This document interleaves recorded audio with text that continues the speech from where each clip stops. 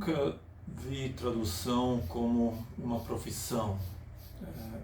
Para mim, a tradução sempre foi uma vocação ou, de repente, até necessidade, porque desde os primeiros dias que eu comecei a aprender línguas estrangeiras, eu já estava pensando sobre como eu traduziria alguma coisa que eu sou em uma língua para outra. Não sei se isso foi porque cresci com meu pai, que também era tradutor, ou por alguma outra razão, mas eu sempre me sentia assim. Mesmo quando eu fazia outras coisas na vida, tive outros empregos, quando eu tinha que preencher lá a profissão, eu sempre botava que era tradutor, porque eu sempre me senti como um. E eu acho que mesmo se eu tivesse todo o dinheiro deste mundo, eu continuaria traduzindo livros, de repente até mais do que hoje. Graças à tradução, eu tive experiências inusitadas, experiências raras e conheci gente maravilhosa, escritores maravilhosos, tradutores maravilhosos.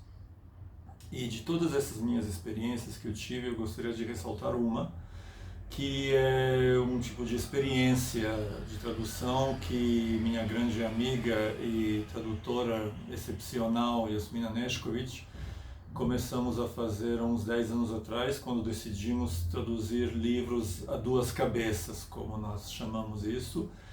E realmente essa experiência se mostrou como muito boa, provando aquele provérbio que duas cabeças pensam melhor do que uma.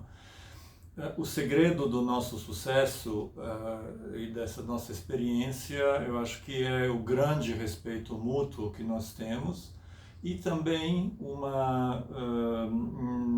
conseguimos acalmar os egos para ouvir o outro e realmente respeitar a opinião dele.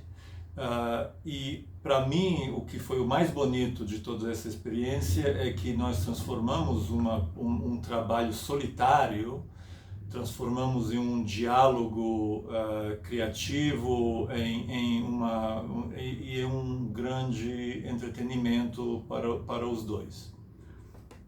Agora, quando vem aos livros que eu traduzi até agora, eu não julgo a qualidade deles pelo resultado de vendas, mas pelas vezes que eu lembro deles na vida cotidiana. Então, isso me diz que esses livros realmente têm algo a ver com a vida. E de todos os livros que eu traduzi, os livros de três autores se destacam nesse cotidiano. São os livros da minha autora portuguesa favorita, Dulce Maria Cardoso, e de dois escritores brasileiros, Paulo Coelho e Luiz Fernando Veríssimo. Luiz Fernando Veríssimo é um autor brasileiro querido meu, que infelizmente nos deixou recentemente. E em homenagem a ele, eu vou terminar esse vídeo lendo o primeiro parágrafo do livro dele, Os Espiões, que é um dos primeiros parágrafos, um dos melhores primeiros parágrafos que eu traduzi na minha vida. Formei-me em letras e na bebida busco esquecer, mas só bebo nos fins de semana. De segunda a sexta trabalho numa editora onde uma das minhas funções é examinar os originais que chegam pelo correio, entram pelas janelas, caem do teto, brotam do chão ou são atirados na minha mesa pelo Marcito, dono da editora, com a frase "Vê se isso presta". A enxurrada de autores querendo ser publicados começou depois de um livrinho nosso chamado Astrologia e Amor, um guia sideral para namorados. Ele fez tanto sucesso que permitiu ao Marcito comprar 2 motos novas para sua coleção.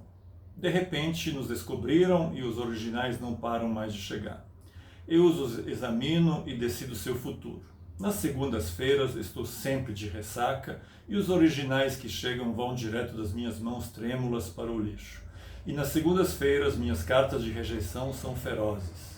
Recomendo ao autor que não apenas nunca mais nos mande originais, como nunca mais escreva uma linha uma palavra, um recibo.